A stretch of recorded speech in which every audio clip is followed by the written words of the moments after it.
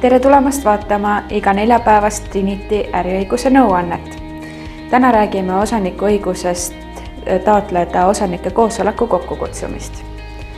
Kuigi üldiselt kutsub osanike koosoleku kokku juhatus oma initsiatiivil, siis näeb seadus ette osanikule, kelle osaga on esindatud vähemalt 1/10 osakapitalist, õiguse siis ka ise nõuda osanike koosoleku kokkukutsumist. Selleks siis tuleb osanikul pöörduda nõudega juhatuse poole ja kui juhatus selle nõude saamisest 6 aja jooksul koosolekut kokku ei kutsu, on osanikul õigus ise siis see koosolek kokku kutsuda.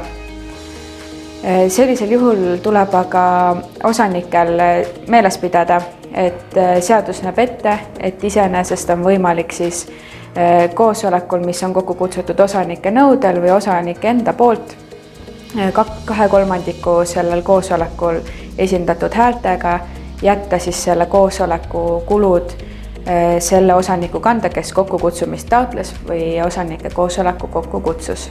Ehk siis sellise õiguse kasutamisega võib ka kaasneda teatav selline finantsiline kohustus. Aitäh, kohtumiseni järgmisel neljapäeval!